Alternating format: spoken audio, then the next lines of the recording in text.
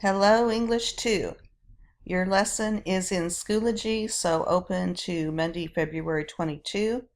We are going to analyze the effect of diction and syntax in literary nonfiction and poetry.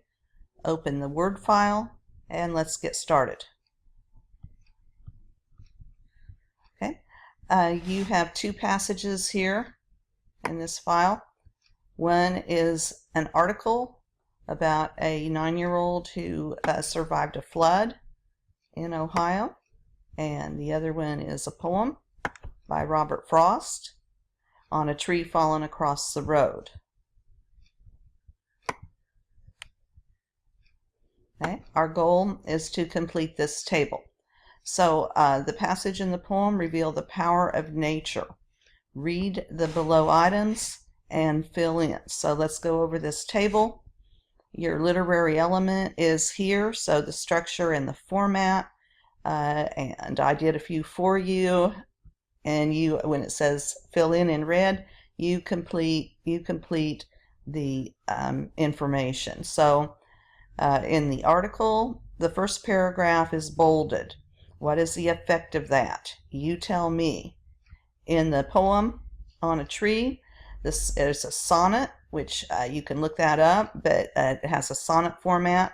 And what is the effect? What is the effect of having 3 4-line stanzas and a concluding couplet?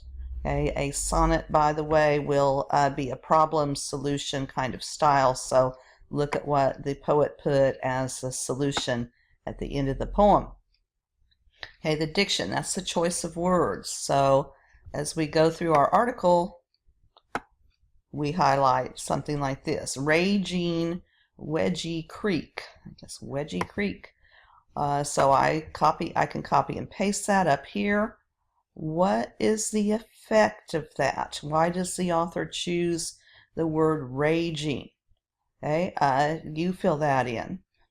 In the poem, the tree is referred to as a she, which is highlighted here. So you highlight your text as you go along to help you find what you need.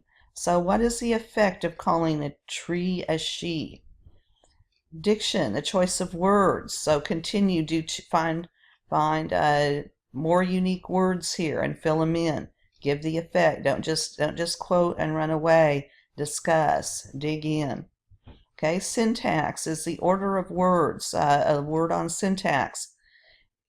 We talk conversationally, and colloquially, we talk in familiar subject-verb style. I am a teacher, and is a familiar conversational style. If I invert that, am I a teacher? It's question style. So the article, as I've mentioned, makes for familiar syntax, common syntax that we use every day in conversation. Example, the Colvin's basement was inundated, meaning flooded, and soon the girls were ankle deep.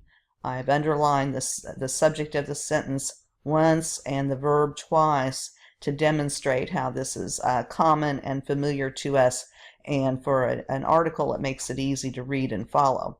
However, in the poem, our syntax is more complicated. Indeed, it does use the conventional subject-verb style, but it is much more complex and not as easy to understand. And the effect is we have to pause along the way and work through the ideas, especially this dependent clause here. Not though we have to seize earth by the pole. A tree has fallen, and apparently the author is comparing the tree to a pole. Do we have to pick the tree up like a pole or not? All right, so find another. So that one is done for you completely. Find another one on syntax, and that is your lesson for today. Turn it in and get her done.